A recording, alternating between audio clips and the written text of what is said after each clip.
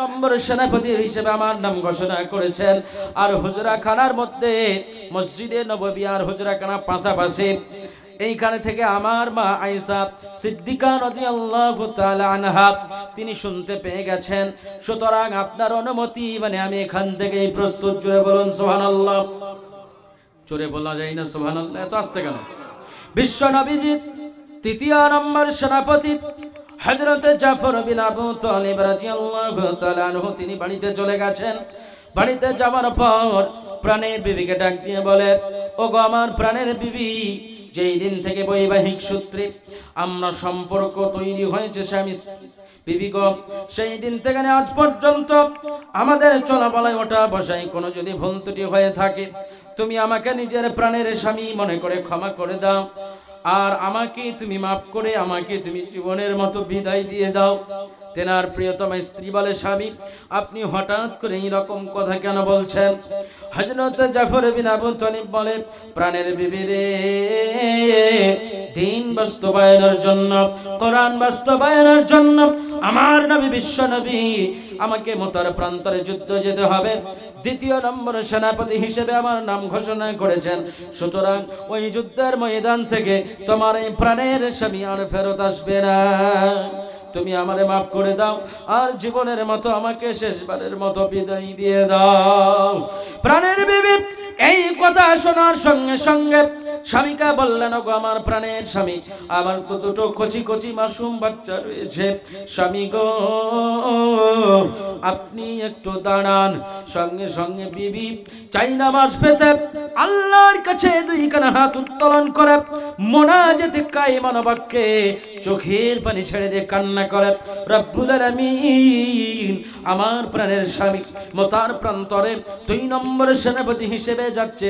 মাবুদ গো, আমার প্রাণের স্বামী ছাড়া বর্তমান দুনিয়াতে আমার কোনো গার্জিয়ান নাই, আমার দূরে কচি কচি মাসুম বাচ্চা রয়েছে। রব্বুল আলামিন আমার প্রাণের স্বামীকে মতার প্রান্তরে জয় করে গাজী বানায়া পুনরায় আপনি আমার বুকে ফেরাইয়া দিন। আল্লাহর কাছে প্রাণের বিবি যখন এইভাবে হাত উত্তোলন করে কেঁদে কেঁদে চোখের পানি ছেড়ে দিয়ে আল্লাহর কাছে মুনাজাত করে দোয়া করে, প্রাণের স্বামীর হাতে তরবারি ছিল, খাপ থেকে তরবারি খানা বের করে বিবির হাতে আস্তে করে উল্টো দিক দিয়ে আঘাত করে বলে, প্রাণের বিবি রে, বিশ্ব নবীজি 2 নম্বরে আমার নাম ঘোষণা করেছে, আমি নির্ঘাত, আমার আত্মবিশ্বাস আমি ওই মুতার প্রান্তর থেকে ফিরব না, আমি শহীদ হয়ে যাব।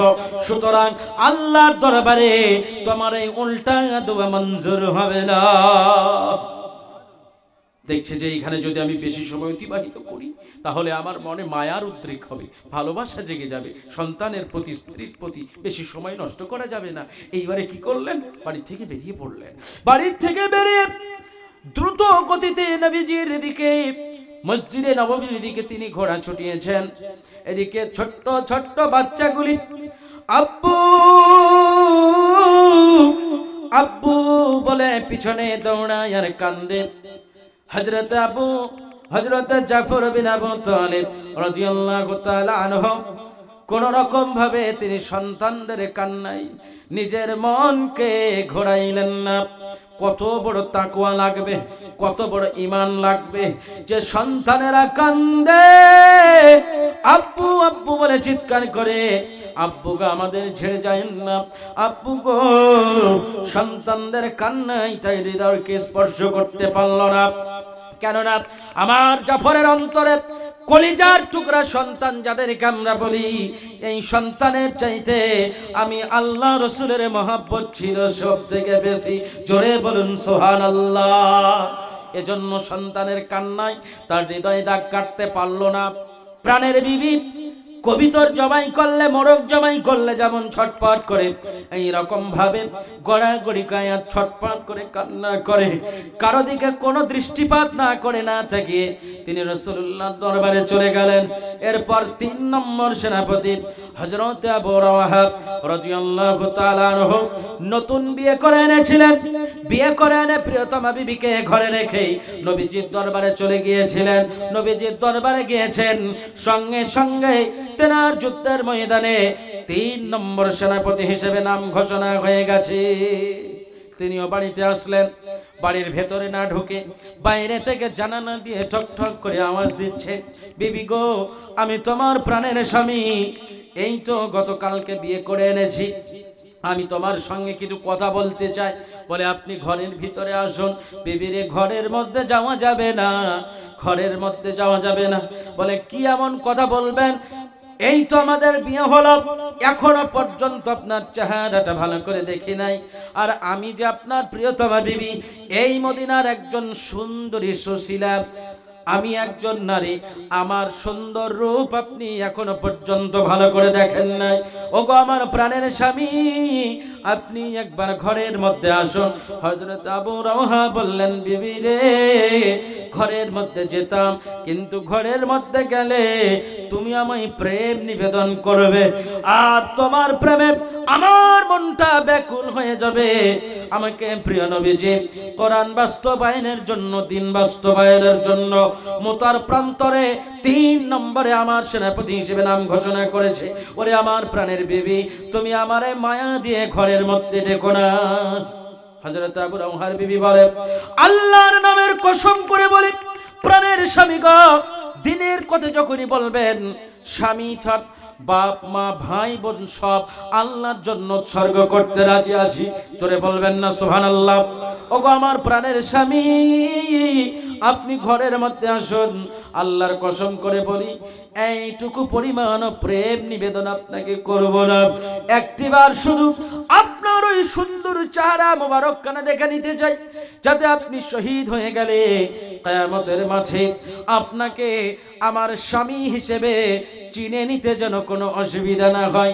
সেই দিন লক্ষ কোটি জনতার ভিড়ে আমার প্রাণের স্বামীটা যেন হারায় না যায়। জোরে বলুন সুবহানাল্লাহ।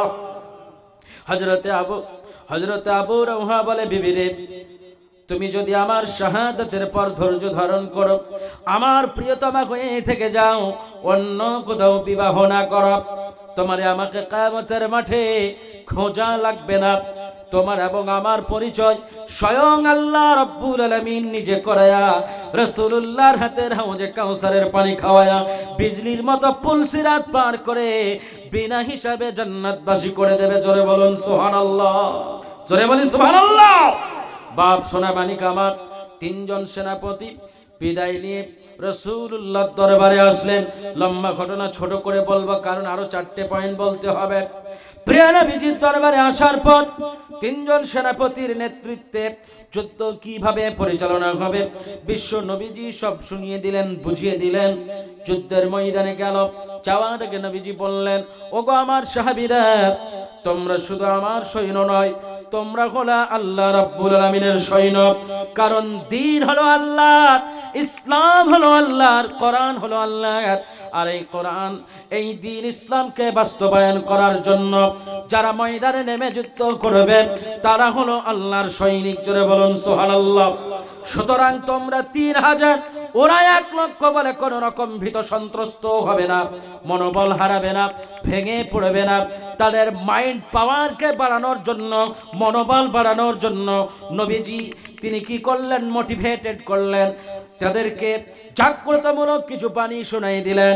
এরপরে করে সাহাবাদের বললেন, বীর বিক্রমে জীবনের শেষ মুহূর্ত পর্যন্ত দ্বীন বাস্তবায়নের জন্য লড়াই করে যাবে।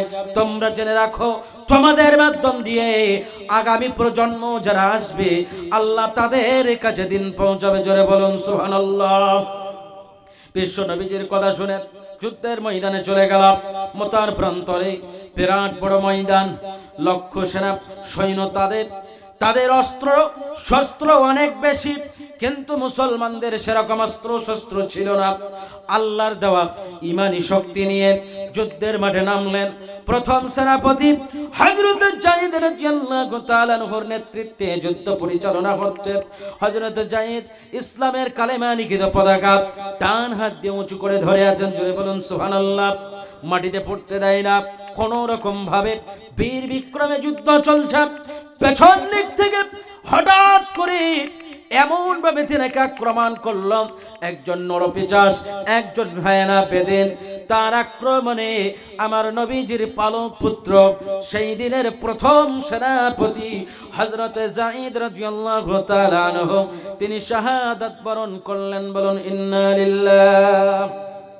সঙ্গে সঙ্গে ছুটে চলে গেলেন। 2 নম্বর সেনাপতি কে ছিল বলে ফেলুন? হযরত জাফর ছিল না? হযরত জাফর ছুটে গেলেন, ইসলামের কালেমা লিখিত পতাকা ডান হাত দিয়ে উঁচু করে ধরলেন, কোন রকম ভাবে যেন মাটিতে না পড়ে। আমার পূর্বের সেনাপতিকে পেছন দিক থেকে আক্রমণ করে শহীদ করা হয়েছে, তাই অত্যন্ত সতর্কতার সঙ্গে দৃঢ় পদক্ষেপ নিয়ে তিনি পতাকা নিয়ে যুদ্ধ পরিচালনা করছেন।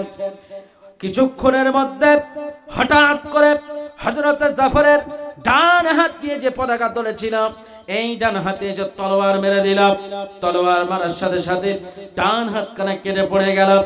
তিনি কষ্ট যন্ত্রণায় কাতর না হয়ে রক্ত লাল ফিরিঙ্গি দিয়ে আপনার যুদ্ধের মাটিতে মোতার প্রান্তরে পড়তেছে।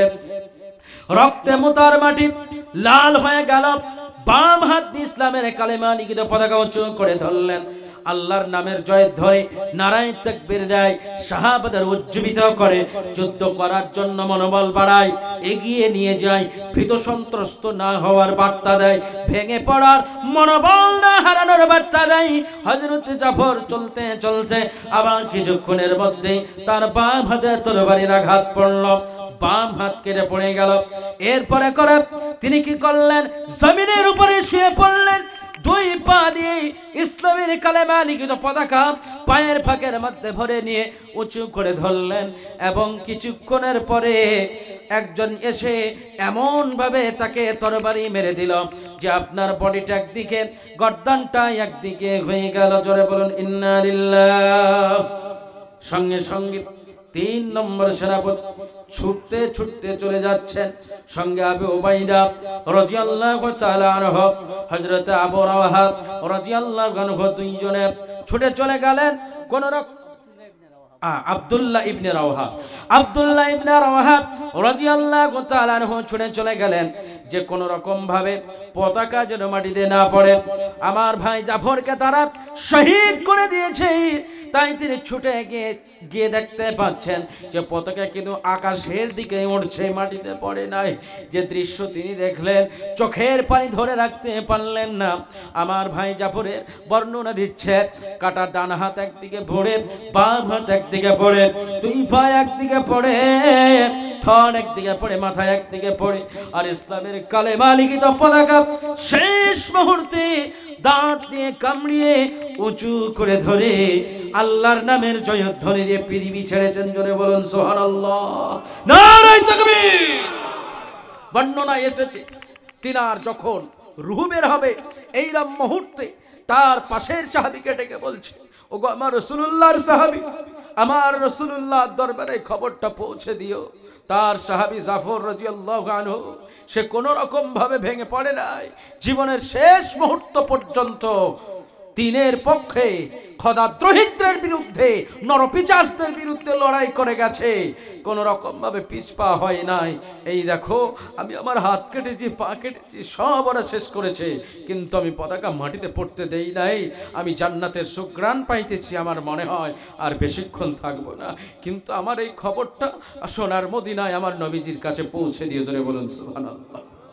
বর্ণনা এসেছে স্বপ্ন যোগে দেখে হযরত জাফর রাদিয়াল্লাহু আনহু এবং হযরত যায়েদ রাদিয়াল্লাহু আনহু জান্নাতের মধ্যে ফেরেশতাদের সঙ্গে ঘুরে বেড়াতেছে। জোরে বলুন সুবহানাল্লাহ।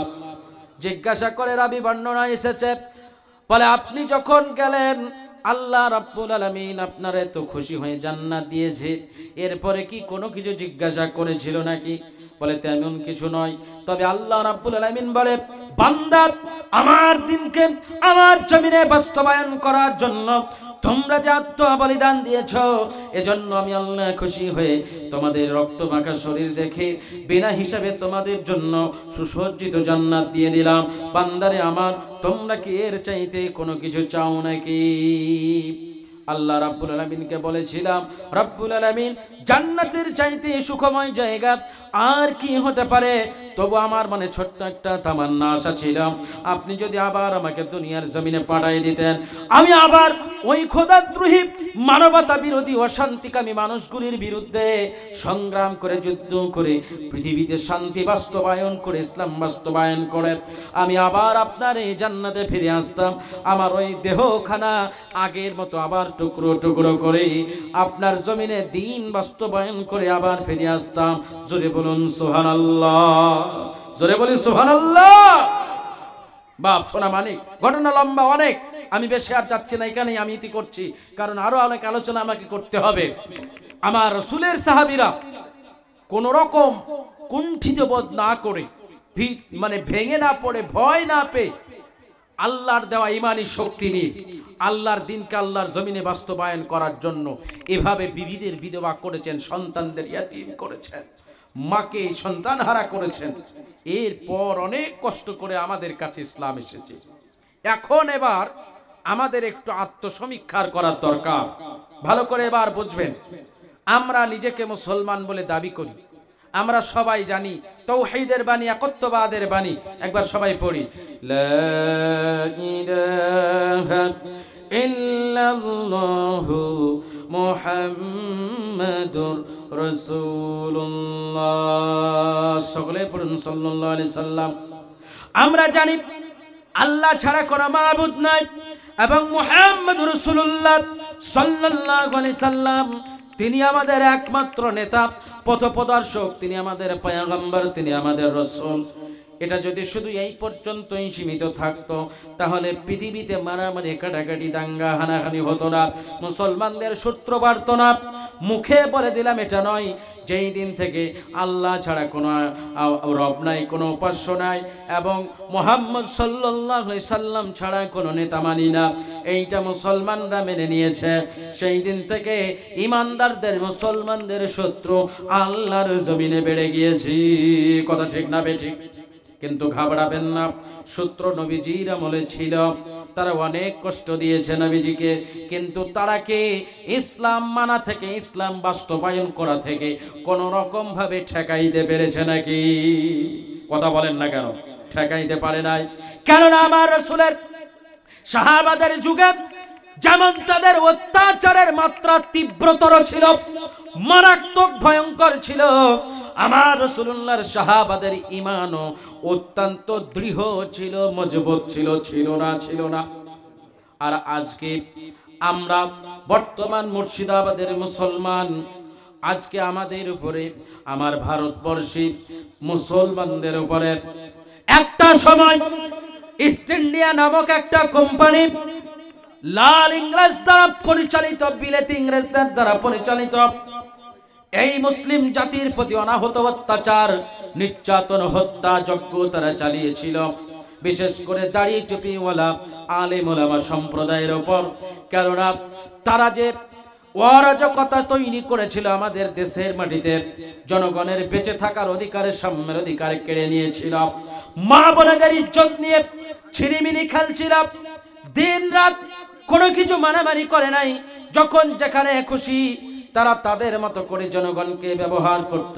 সে সময় খোদাদ্রোহী ওই শয়তানগুলির বিরুদ্ধে আমার আলেম ওলামারা, আমার দাড়ি টুপিওয়ালারা এবং আপনাদের মতো আপামর 5 ওয়াক্তের মুসল্লি তৌহিদি জনতাকে সঙ্গে করে নিয়ে এবং আমার প্রতিবেশী হিন্দু ধর্মের ভাইদের সঙ্গে করে নিয়ে আমার আল্লামা শাইখুল হিন্দ মাওলানা মাহমুদুল হাসান রাহমাতুল্লাহ আলাইহি বলেছিলেন, যোগ ভারতের জনগণ, একদিকে আল্লাহর পাঠানো কোরআন, অন্যদিকে ভারতীয় সংবিধান, ভারতীয় রুলস রেগুলেশন তোমরা যদি ধরে রাখতে চাও, তোমাদের তাহজিব, তামাদ্দুন, সংস্কৃতি, কালচারকে অক্ষুণ্ণ রাখতে চাও, তাহলে এই বিলেতি ইংরেজদেরকে দেশ ছাড়া করতে হবে। সেই দিন নিষ্ঠুর লাল ইংরেজদের বিরুদ্ধে হিন্দু মুসলমান কাঁধে কাঁধ মিলিয়ে লড়াই করে তাদেরকে আমরা দেশ ছাড়া করেছিলাম, এই ভারতকে তাদের হাত থেকে মুক্ত করেছিলাম। বাপ সোনা মানিক আমার, আমরা জানি ইতিহাস, এডুকেটেড পারসন যারা আছেন, পলাশির প্রান্তর থেকে শুরু করে ভারতবর্ষের দিল্লির গ্র্যান্ড ট্যাঙ্ক রোড থেকে শুরু করে আপনার মহীশূর থেকে শুরু করে যত জায়গা ছিল, হাজার হাজার হাজার হাজার ভারতবর্ষের মানুষ, দাড়ি টুপিওয়ালা হিন্দু মুসলমান সম্মিলিতভাবে কুইন্টাল কুইন্টাল রক্ত ঢেলেছিল না ঢালে নাই? আর ওই ইংরেজদের অনেক অত্যাচার কষ্ট সহ্য করেছিল, তারপর স্বাধীনতা পেয়েছিল। বাপ সোনামানিক আমার, এইবার আমি আপনাদের বলবো, একদিকে যেমন সাহাবীরা, নবীজি নিজে 13টা বছর মক্কার মাটিতে মার খেয়েছে, কষ্ট সহ্য করেছে। এরপরে রাসূলুল্লাহর সাহাবীরা তিনারা যুদ্ধের প্রান্তর থেকে শুরু করে বিভিন্ন জায়গায় দিন প্রচারে গিয়ে বাধাগ্রস্ত হয়েছে, কষ্ট সহ্য করেছে, অপমানিত হয়েছে। তারপর আল্লাহর রহমতে তাদের উদ্যম প্রচেষ্টায়, পরিশ্রমে, মেহনতের ফলে এমন একটা যুগ এসেছে, সোনার মদিনা রাজধানী হয়েছে এবং গোটা বিশ্বের মুসলমানদের নেতৃত্ব দিয়েছে। সারা বিশ্বের মাটিতে শান্তির বার্তা পৌঁছেছে। জোরে বলুন আলহামদুলিল্লাহ। তাহলে এখান থেকে কি বুঝলাম? যে আগে আমাদের কষ্ট সহ্য করতে হবে, আগে আমাদেরকে মার খেতে হবে, আগে আমাদেরকে সহ্য করা শিখতে হবে, এর সাথে সাথে প্রতিবাদ করা শিখতে হবে, অন্যায়ের বিরুদ্ধে গর্জে উঠতে হবে। সেই দিন ইস্ট ইন্ডিয়া ইংরেজদের বিরুদ্ধে কথা বলাই ছিল অত্যন্ত ভয়াবহ পরিবেশ। কথা বললে অ্যারেস্ট করে অমনি জেলে ভরে দিত। আমার অনেক ওলামায়ে হযরতরা মাল্টার সেলুলার জেল থেকে শুরু করে, কালান্তর দ্বীপ থেকে শুরু করে বিভিন্ন জেলে তারা মাসের পর মাস, বছরের পর বছর জেল খেটেছে। আমার রাসূলুল্লাহর সাহাবীরা একই ভাবে তিনারাও জেল খেটেছে, অনেক কষ্ট সহ্য করেছে। তারপর দিন বাস্তবায়ন হয়েছে, ভারতের আমাদের জাতীয় সংস্কৃতি অক্ষুণ্ণ হয়েছে। এইবার আপনাদেরকে বলবো, বর্তমান পরিস্থিতিতে চলে আসুন, 2024 চলে আসুন। বর্তমান সিচুয়েশন, ভারতের গগনে বিষাক্ত কালো মেঘে ছেয়ে গেছে। কথা ঠিক না বেটি? আমার কথা বুঝতে পারছেন? বিষাক্ত কালো মেঘে ছেয়ে গেছে। আমার আপনার রুজি রুটি এগুলি কবে থেকেই বন্ধ করার চক্রান্ত চলছে, অনেকের বন্ধ হয়ে গেছে। আমার আপনার সাম্যের অধিকার, স্বাধীনতার অধিকার, বেঁচে থাকার অধিকার কেড়ে নেওয়ার চক্রান্ত চলছে। এবং সব চাইতে যেটা দামি, আমরা মুমিন, আমরা তো জানি দুনিয়া আমাদের কাছে এইটুকু মূল্য নাই, কারণ দুনিয়া মুমিনের জন্য কষ্টের জায়গা, পরীক্ষার জায়গা, আমার আল্লাহ বলেছে। এবং এই কষ্টের বিনিময়ে মরণের পরে আল্লাহ আমাদের শ্রেষ্ঠতম নিয়ামত জান্নাত দান করবে। এজন্য আমরা মুমিন দুনিয়ার সুখ স্বাচ্ছন্দ্য অতটা চাই না, তারপরেও পরোয়া করি না। তারপরেও আমাদের বেঁচে থাকার জন্য, আমাদের ঈমান বাঁচানোর জন্য, আমাদের তাহজিব তামাদ্দুনকে টিকিয়ে রাখার জন্য, বাঁচিয়ে রাখার জন্য, আমাদের রুলস রেগুলেশন অ্যাক্টিভিটিকে বাঁচিয়ে রাখার জন্য আমাদের আবার বীর মুজাহিদদের মতো জেগে উঠতে হবে। ভয় করলে হবে না। Social media, print media, electronic media ঢালাও ভাবে আমাদের তুলে ধরছে দাড়ি আর টুপি মানে সন্ত্রাসের আখড়া, দাড়ি আর টুপি মানে জঙ্গি, দাড়ি আর টুপি মানে খারাপ, এমন ভাবে আমাদের তুলে ধরা হয়েছে। বিশ্ব ইতিহাস প্রমাণ আছে যে আমার রাসূলের সুন্নাহ পৃথিবীতে সুমহান, এর মতো আজ পর্যন্ত কেউ হতে পারেনি। রিসেন্ট কিছুদিন আগে একজন বিখ্যাত খ্রিস্টান ধর্মযাজক রিচমন্ড 10,000 ভক্ত নিয়ে আমার রাসূলুল্লাহর বায়োগ্রাফি স্টাডি করে, কোরআনের পুঙ্খানুপুঙ্খ না পড়তে পারলেও কিছুটা পড়ে ইসলাম সম্পর্কে ধারণা নিয়ে এসে 10,000 ভক্ত সঙ্গে করে তাওহীদের বাণী পড়ে নিয়ে ইসলামের ছায়াতলে এসেছে। জোরে বলুন আলহামদুলিল্লাহ। বিগত 4 বছরে আমি এবার নেপালের বর্ডারে গিয়েছিলাম, নেপালের মাটিতেও গিয়েছিলাম। এই নেপাল আমাদের প্রতিবেশী ছোট্ট একটা রাষ্ট্র। বিগত 4 বছরে নেপালের মাটিতে একটা সমীক্ষায়, প্রতিবেদনে আমি জেনেছি, পড়েছি 1 লক্ষ হিন্দু এবং অন্যান্য ভিন্ন সম্প্রদায়ের মানুষ ইসলামের প্রতি ইমপ্রেসড হয়ে, মুগ্ধ হয়ে, অভিভূত হয়ে কলেমা পড়ে মুসলমান হয়েছে। জোরে বলেন আলহামদুলিল্লাহ। বিশ্ব ইতিহাস প্রমাণ। আমার রাসূলের চরিত্র ঠুনকো নয়। আজ যারা দাগ লাগাতে চায় তাদের জন্মে, তাদের ভূমিষ্ঠ হওয়াতে কোনো গলদ আছে, তা না হলে আমার রাসূলের চরিত্রের বিরুদ্ধে কথা বলতে পারে না। সারা বিশ্ব ইতিহাস প্রমাণ। বর্তমান টেকনোলজির যুগ। সোশ্যাল সাইটে, গুগলে সার্চ মানেন who is the best person of the world, সারা পৃথিবীর মধ্যে সর্বশ্রেষ্ঠ ব্যক্তিত্বের অধিকারী কে, এক্ষুনি মারেন সঙ্গে সঙ্গে উত্তর দিয়ে দেবে মুহাম্মাদুর রাসূলুল্লাহ সাল্লাল্লাহু আলাইহি ওয়াসাল্লাম। আলহামদুলিল্লাহ পড়েন। তার দেখানো, তার বোঝানো এই দিন ইসলাম আমরা পেয়েছি। আর এই দিন ইসলাম বাস্তবায়ন আমাদের জীবনে এই মুহূর্তে করতে হবে। আজকে আমরা দিন থেকে এমন ভাবে সরে গেছি, এর জন্য সাহাবাদের যুগে যে আত্মবলিদান দেওয়া লেগেছিল, এরপরে আমার উত্তরসূরি ভারতের মাটিতে ইংরেজদের সময় যেমন দিয়েছিল, বর্তমানে দিতে হবে আমাদের। আজকে আমাদের বাবরি নিল, আমাদের জ্ঞানব্যাপীতে হাত মেরেছে, আমাদের আদিনাতে হাত মেরেছে। এইভাবে একটা একটা করে আমাদের ঐতিহ্যকে ভেঙে গুড়িয়ে দেওয়া হচ্ছে। মুসলমানদের সম্পদগুলিকে বুলডোজার দিয়ে ভেঙে গুড়িয়ে দেওয়া হচ্ছে। হচ্ছে না? হচ্ছে না? কথা বলেন না কেন? এখন আপনারা যদি বলেন আসামের মুসলমান মার খেলে তো আমাদের কি হলো? আসিফা মন্দিরের ভিতরে ধর্ষণ হয়ে মরে গেল তো আমার কি হলো? কাশ্মীরের মানুষ মার খেলে তো আমার কি হলো? উত্তরপ্রদেশের মাটিতে মুসলমান মার খেলে তো আমাদের কি হলো? আমরা মুর্শিদাবাদের মানুষ বড় ভালো আছি। ঘুমিয়ে আর কতদিন থাকবে?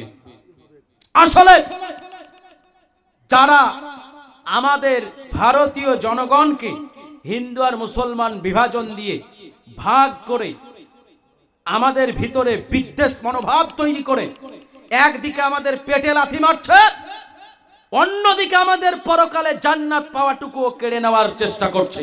যেমন ইংরেজদের মিশন একই ছিল, একদিকে তাদের রাজত্ব কায়েম করা, আর দ্বিতীয় ছিল খ্রিস্টান ধর্ম বাস্তবায়ন করা। একই চাল চলছে। বিলেতি ইংরেজ পালিয়েছে, দেশি ইংরেজ আছে, এই ভারতীয় জনগণ আছে, তাদেরই উত্তরসূরি আমরা বেঁচে আছি। তারা আজকে আমার আল্লামা শাইখুল হিন্দ, আমার ওবায়দুল্লাহ সিন্ধি, আমার ফজলে হক খায়রাবাদী, আমার রবীন্দ্রনাথ, আমার নজরুল ইসলাম, বাদল বিনয়, দীনেশ প্রফুল্ল চাকি, এরা দেশটাকে এজন্য স্বাধীন করেছিল যে দাঙ্গাবাজ, মানবতা বিরোধী, মানুষ নামে নরপিচাস এরা রাজত্ব করবে, আর আমার নিরীহ জনগণ বসে বসে সহ্য করবে। আর কিছু চামচিকে আছে, চামচিকে বোঝেন, এরা ওদের পা চেটে গোলামি করে ওদের নামের জয়ধ্বনি দেবে, দেশটাকে উচ্ছন্ন দেবে। না, বসে থাকার সময় আমাদের নয়। তাই প্রত্যেককে বলবো, রাসূলুল্লাহর উম্মত হয়ে যদি থাকেন, আল্লাহর ভক্ত হয়ে যদি থাকেন, আমার রাসূল শিখিয়েছেন হুব্বুল্লাহ, আল্লাহর প্রেম করো, আল্লাহকে ভালোবাসো, আল্লাহর দ্বীনের জন্য লড়াই করো। দ্বীন বাস্তবায়ন করার জন্য যদি তোমাকে মরতে হয়, শাহাদাতের দরজা পাবে, আর শহীদ হলে জান্নাতে চলে যাবে। আমার সেই রাসূলই শিখিয়েছেন হুব্বুল ওয়াতান, স্বদেশ প্রেম। নিজের মাতৃভূমির সম্ভ্রম রক্ষার্থে নিজের মা বোনেদের ইজ্জতকে যারা লুটে নিচ্ছে, নিজেদের ব্যক্তিত্বের অধিকারকে যারা কেড়ে নিচ্ছে, আমাদের রুজি রুটিতে যারা লাথি মারছে, আমাদের পার্সোনাল লকে যারা ছিনিয়ে নেওয়ার চেষ্টা করছে, তাদের বিরুদ্ধে লড়াই করার জন্য গণতান্ত্রিক পদ্ধতিতে রুলস রেগুলেশন মেনে বুদ্ধিদীপ্ত দিয়ে ঈমান দীপ্ত বলিষ্ঠ আওয়াজে আকাশ বাতাস কম্পিত করে কোন রকম ভয় না করে ঈমানি পাওয়ার নিয়ে হক কথা বলে তাদের বিরুদ্ধে লড়াই করে আমার আপনার অধিকার আদায় করে নিতে হবে। এবং আমার আপনার মুসলমানিত্ব, আমাদের ঐতিহ্য, আমাদের তেহজিব তামাদ্দুনকে অক্ষুণ্ণ রাখতে হবে। আমরা করব, দুই হাত উঁচু করে বলি ইনশাআল্লাহ, জোরে বলি ইনশাআল্লাহ। মনোবল কখনো হারাবেন না, ভেঙে পড়বেন না। আজকে খবর শুনছি যে জ্ঞানব্যাপীতে 3 গুণ মুসল্লি বাড়লো, 5 গুণ বাড়লো, 6 গুণ বাড়লো। এই মুসল্লিটা যদি আগে থেকে থাকতো তাহলে মনে হয় এরকম সাহস পেত না। ভালো করে শুনুন, প্রথমে যে আয়াত দিয়ে শুরু করেছি যে মুসলমান যদি হও, পরিপূর্ণ মুসলমান হও, ছেঁড়া ফাটা ঠুনকো মুসলমান হয়ে থাকা যাবে না, তাহলে শয়তান ইবলিসের দলের মধ্যে পড়ে যাবে। আর বর্তমানে যদি 100 জন থাকে, তার মধ্যে কম করে না হলো 98 জন মুসলমান, এরা আসলে মুসলমান নয়, মুসলমান নামের অভিনেতা। কথা ঠিক বললাম না ভুল বললাম? ভালো করে শুনুন, আত্মসমীক্ষা করুন, আজকে আমাদের এত দুর্দশা, আজকে আমাদের উপরে এত অত্যাচার কেন কেন কেন কেন? প্রশ্ন একটাই, আমরা ঈমান থেকে বিচ্যুত হয়েছি, কোরআন সুন্নাহ থেকে দূরে সরেছি, আল্লাহ রাসূলের সঙ্গে রিলেশনের বিচ্ছেদ ঘটিয়েছি, আমরা মুসলমান নামের অভিনয় করে চলেছি। এজন্যই আমাদের উপরে এত অত্যাচার নেমে আসছে। ভালো করে শুনুন, পরকালে তো কষ্ট আমাদের হবে, দুনিয়ার জমিনে এরকম অত্যাচার সহ্য করতে হবে। আজকে ভারতবর্ষের মাটিতে শুধু কি মুসলমান সম্প্রদায় কি মাইনরিটি? কথা বলেন না, আরো আছে তো, আছে, শিখ সম্প্রদায় আছে। শিখ সম্প্রদায়ের মানুষদের দেখুন, তারা তাদের পাগড়ি পরে, তারা তাদের দাড়ি রাখে, হাতে বালা পরে, তারা ছোট্ট একটা তলোয়ার সাথে করে নিয়ে প্লেনে যাতায়াত করে, কেউ কিচ্ছু বলবে না, কারণ তারা ভারতীয় রুলস রেগুলেশনকে বোঝাইতে পেরেছে যে এটা আমাদের ধর্মীয় সংস্কৃতির ঐতিহ্য, এগুলি ধরে রাখতেই হবে আমাদেরকে, যত কষ্টই হোক। আপনারা দেখেছেন একটা খেলোয়াড় ক্রিকেট খেলে, নাম তার হরভজন সিং, কখনো দেখেছেন মাথার পাগড়ি খুলে খেলতে নেমেছে? কি গো, দেখেছেন? কথা বলেন না। যারা খেলা দেখে, যারা ড্রাইভ করে, গাড়ি চালায়, কোন ড্রাইভার এই যে অসহ্য গরম আসছে, কাঠফাটা রোদেও মাথার পাগড়ি কখনো তারা খোলে না, খোলে না, খোলে না। আমরা সাধারণ মলবিরা যখন জালসায় যাই আসাম ত্রিপুরায়, প্লেনে গেলে আমাদের চেকিং করা হয় ভালো করে। পকেটে যদি আতরের শিশি থাকে, ওটা দেখে বলে যাবে না হুজুর, আমার কি জিনিস, অজ্ঞান টজ্ঞান করে দেওয়ার জিনিস নাকি, ওটা রাখা যাবে না, ফেলে দাও। কিন্তু তারা এইটুকু তলোয়ার নিয়ে যায়, তাদের কেউ কিচ্ছু বলবে না, কেউ কিচ্ছু বলবে না, কারণ তারা বোঝাতে সক্ষম হয়েছে যে এটা আমাদের ধর্মীয় ঐতিহ্য, এটা আমাদের সেলফ প্রোটেক্টেডের জন্য আমাদের কাছে রাখতে হবে, আমার ধর্ম এই শিক্ষা আমাকে দিয়েছে। দুঃখের বিষয়, বর্তমান প্রজন্মের মুসলমান নামের যারা আমরা অভিনেতা, আজকে আমরা অভিনয় করে চলেছি, আজকে চাকরিতে সরকারি কোনো গভর্নমেন্টের কোনো কাজে যদি ডাকে বা যায়, একজন দাড়ি চেছে চলে গেল আর একজন দাড়ি রেখে গেল, তো ওই দাড়ি চাচাকে দেখে গভর্নমেন্ট তো বলবেই, তো ওর নাম আব্দুল সাত্তার, তোমার নাম আব্দুর রহমান, ও মুসলমানের বেটা, তুমিও মুসলমানের বেটা। সে যদি দাড়ি চেচে মুসলমান থাকতে পারে, তুমি কেন পারবে না? তাহলে গলতটা কাদের গোড়ায়? আমাদের কাছে না? কথা বলবেন, আমাদের কাছে না? ইমানটা তো ঠুনকো আমরাই বানিয়েছি। মসজিদের মাইকে আজান হচ্ছে, হাইয়া আলাস সালাহ,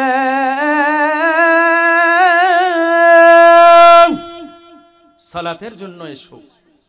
এই পৃথিবীর মানুষেরা, এই মুসলমান জাতি, তোমার রবের শরণাপন্ন হও, রবকে স্মরণ করো।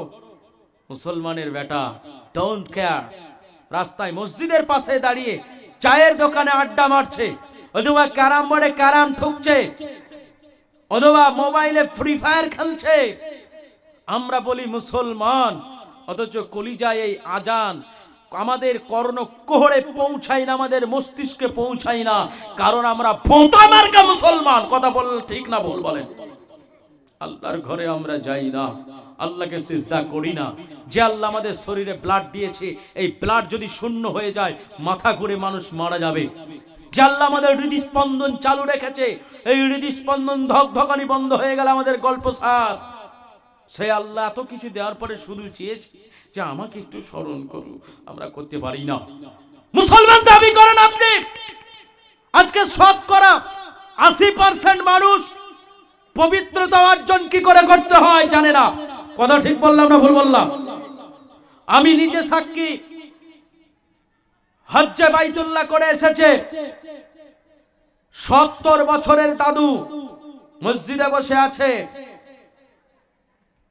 সালাম মুসাফা করছি। একটু লম্বা কিরাত হলে, নামাজে যদি একটু লম্বা কিরাত হয়, দোয়া হয়, বা কোনো হুজুর ইসলামে মুআসারার জন্য, আত্মসমীক্ষার জন্য ঈমানদীপ্ত কোনো কথা বলে, তো কিছু মুসল্লির খুব জ্বালা ধরে। কথা ঠিক বললাম না ভুল বললাম? এরা মুসল্লি আপনাদের এলাকায় আছে? হ্যাঁ, জ্বালা ধরে। তো এই বুড়ো দাদু, এই হাজী সাহেবের খুব জ্বালা হয়, কুটকাট কুটকাট করতেই থাকে। আমি সেদিনকে বয়ানটা হচ্ছিল, মানুষ অপবিত্র হলে কি করে পবিত্রতা অর্জন করবে, খুব গুরুত্বপূর্ণ একটা বিষয়। কারণ পবিত্রতা যদি না অর্জন করা শিখি তো সারা জীবন ধরে যা ইবাদত করবো একটা কবুল হবে না, নাকি হুজুর? আগে আমাদের পবিত্র হতে হবে। তো এই বিষয়ে একজন হজরত বয়ান করছিলেন, আমিও সেখানে ছিলাম।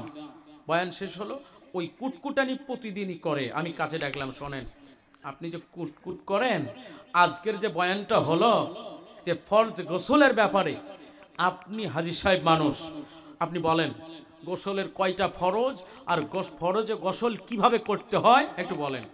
কি বলবো আপনাকে, একদম বাস্তব সত্য কথা বলছি, আপনাদের বলছি, আপনাদের সামনে বলছি, দাঁতে কামড় আছে। দাদু তুমি আমাকে এমন প্রশ্ন করি ফেললা, আমি তো জানি গোসল করি। আরে জানো তো বলো, আমায় বলো কিভাবে করো। আমি কিচ্ছু জানি না, এখন আমি তোমার কাছ থেকে শিখবো, আমাকে শেখাও। তুমি হজ্জে বাইতুল্লাহ করে এসছো, হাজী সাহেব নামের আগে আল হাজ অমুক লাগাইছ, তুমি বলো আমাকে শেখাও। বলতে পারলো না। ভাবুন ভাবুন কোন পরিস্থিতির মধ্যে আছে। মুহতারাম, আমাদের প্রিয়জন মারা গেলে আমার রাসূল শিখিয়েছে তাকে ভালো করে গোসল দাও, কাফন পরাও, এরপর তার জানাজা নামাজ দিয়ে তাকে সুন্দর করে কবরে শায়িত করে দাফন করো।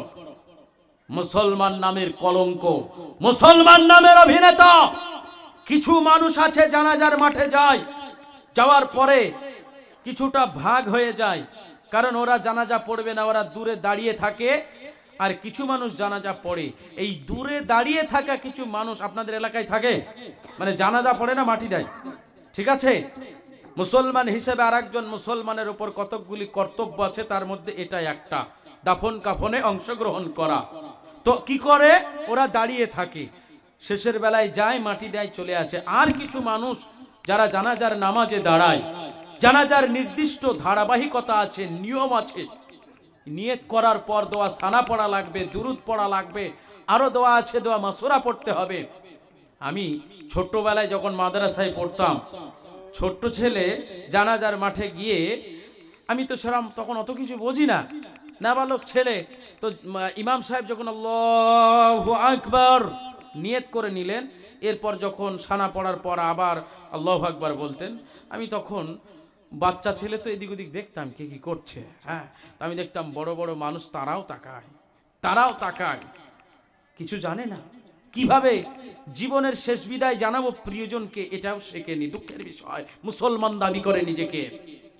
নিয়তটা বলে দিয়েন গো ইমাম সাহেব, এরকম বলে না, অনেকে বলে না, নিয়ত ইমাম সাহেব বলে দেবে, আর বাকি যেগুলো আছে ওগুলো তোমার দাদু শ্বশুর পড়বে নাকি, তোমার খালু শ্বশুর পড়ে দিয়ে যাবে। নিয়ত করে হুজুর বলল, এইবার হাত বেঁধে দাঁড়িয়ে গেল, ঠিক আছে। এরপর আল্লাহু আকবার দেয়, তখন কিছু মানুষ ওপরে তাকায়, কেউ ডান দিকে তাকায়, কেউ বাঁ দিকে তাকায়, হুজুর কি করছে আরাম করে, আর কিছু জানে না, চুপচাপ দাঁড়িয়ে থাকে। তাহলে এখানে মুসলমান সেজে জানাজার মাঠে গিয়ে অভিনয় করা হলো না, হলো না? জোরে বলেন, অভিনয় করা হলো না, হলো না? দুঃখের বিষয়, আমরা এগুলা শিখি না, জানি না, অথচ নিজেকে মুসলমান বলে দাবি করি। ওরে আমার কওম, ওগো আমার জাতি, আমরা যদি ওই শিখ ধর্মাবলম্বীদের মতো তারা তাদের দাড়িকে গুরুত্ব দেয়, তারা তাদের পাগড়িকে গুরুত্ব দেয়, তাদের ধর্মীয় রুলস রেগুলেশন রীতিনীতিকে গুরুত্ব দেয়, কিন্তু আমরা গুরুত্ব দিই না। আমরা যদি দিতাম, আমার মনে হয় বর্তমান যে নির্যাতনের শিকার আমরা হচ্ছে, আমাদের উপর একটার পর একটা আইন প্রণয়ন করা হচ্ছে, আমাদেরকে মিথ্যা কেসে ঝুলিয়ে দেওয়া হচ্ছে, আমার মনে হয় এই রকম সাহস তারা পেত না। কথা ঠিক না বেঠ? আর এরপরে করে আমার নবী বিশ্বনবী বলেছেন, যে ব্যক্তি প্রতারক হবে, গাদ্দারি করবে, ধোঁকাবাজি করবে, সেটা পরিবারের সঙ্গে হোক, তার কওমের সঙ্গে হোক, তার দেশের সঙ্গে হোক, কিয়ামতের দিনে তাকে উম্মত বলে পরিচয় দেব না। কিন্তু আজকে আমাদের মধ্যে মুসলমানের নেতা হয়ে যারা কাজ করে, আদৌ কি তারা মুসলমান? কথা বলবেন। আদৌ তারা মুসলমান নাই, মুসলমানিত্বের কোনো পরিচয়, কোনো দৃষ্টান্ত তাদের মধ্যে খুঁজে পাওয়া যাবে না, কারণ তারা বিক্রি হয়ে গেছে। নিজের কওমের সঙ্গে গাদ্দারি করে, কওমের কষ্টের কথা, জাতির কষ্টের কথা, দুঃখ দুর্দশার কথা তারা বলে না, নিজের স্বার্থ চরিতার্থ করার জন্য স্বার্থের আপনার ভোট ব্যাংকগুলি নিয়ে ব্যবহার করে। যদি আমরা নেতা চয়ন করতাম, ধর্মীয় রীতিনীতি, আল্লাহকে ভয় করে, রসুলের মতদর্শ নিয়ে চলাফেরা করে, এইরকম মানুষকে যদি আমরা নেতা বানাতাম, আমাদের এই রকম করুণ দুর্দশা হতো না। কথা ঠিক না বেঠিক মোহতারাম? তাই আমি আপনাদেরকে বলবো, আমার আল্লাহ রাব্বুল আলামিন নির্ধারিত যে রুলস রেগুলেশন অ্যাক্টিভিটি আমাদের জন্য জারি করেছে, এগুলি পুঙ্খানুপুঙ্খভাবে আমাদের আমল করতে হবে, মেনে চলতে হবে, তবে আমরা নিজেকে মুসলমান বলে দাবি করতে পারব, ঈমানদার বলে দাবি করতে পারব, নচেত সম্ভব নয়। তাই আল্লাহ বলছে, যদি এরকম করো যে তোমরা একবেলা আমারে ডাকবা, অন্য বেলায় গালি দেবা, তাহলে এই ঠুনকো ঈমান নিয়ে এই মুহূর্তে তোমাদের যদি মৃত্যু হয়, হাসরের ময়দানে তোমাদের কঠিন থেকে কঠিনতম অবস্থা হয়ে যাবে, কেউ রক্ষা করতে পারবে না। সম্মানিত আমার হাজিরিন, তাই আজকে আপনাদেরকে প্রতিজ্ঞাবদ্ধ হতে হবে। আমার আল্লাহ রাব্বুল আলামিন প্রদত্ত রসুলের দেখানো পথ, এই দুটো অর্থাৎ কোরআন এবং সুন্নাহ, আমাদের ব্যক্তি জীবনে অতীতে যা হয়ে গেছে ভুলে গিয়ে তওবা করে নিয়ে আমরা বাস্তবায়ন করব, আমরা মেনে চলবো। দুই হাত উঁচু করে বলি ইনশাআল্লাহ। আল্লাহ সকলকে কবুল করুন। জোরে বলেন আল্লাহুম্মা আমিন। জোরে বলি আল্লাহুম্মা আমিন। আব্বাজান, আমার ভাইরা, এরপরে করে আমি আপনাদের শোনাবো 4টে পয়েন্ট, যা বলেছে যে পূর্ণাঙ্গ ঈমানের দাবি আমরা সেই দিন করতে পারব যদি আমরা এই 4টে পয়েন্ট যথাযথ করতে পারি। ভালো করে কান খুলে শুনবেন। ঈমানের দাবি, আমি আপনি যে 4টে কথা আমি বললাম, 1 নম্বরে আল্লাহর জাতের প্রতি ঈমান আনতে হবে, এরপরে আল্লাহর সিফাতের প্রতি ঈমান আনা লাগবে, এরপরে আল্লাহর পাওয়ার ক্ষমতার প্রতি ঈমান আনা লাগবে, আর 4র্থ নম্বরে আল্লাহর বিধিনিষেধকে যথাযথ গুরুত্ব দিয়ে মানতে হবে। এইটা করতে পারলে তবে রব্বুল আলামিনের কাছে আমি যে ঈমানদার মুমিন মুসলমান, এটা প্রতীয়মান হবে, এটা প্রমাণ হবে। তাহলে আসুন এবার খুব ইন্টারেস্টিং একটা সাবজেক্ট আপনাদের শোনাবো, ভালোভাবে কান খুলে শুনবেন। শিক্ষিত ভাই বাপজি যারা আছেন তারা বেশি ভালো বুঝবেন, এবং আমার নিরীহ বাপজি ভাইরা যারা আছেন তাদের জন্য সহজ করে বলবো, আমার মা বোনেরাও আপনারা শুনে অনেক কিছু বুঝতে পারবেন। মহান রব্বুল আলামিন বলে, ঈমানের দাবি যদি করতে চাও তাহলে ভালো করে শোনো। 1 নম্বরে আমার অস্তিত্বের প্রতি তোমাদের ঈমান আনতে হবে, আমার জাতের প্রতি ঈমান আনতে হবে। কারণ আল্লাহর অস্তিত্বকে যারা অস্বীকার করে তারা কোনোদিন মুমিন হতে পারে না। পারে নাকি? আল্লাহর অস্তিত্বকে কখনো অস্বীকার করা যাবে না।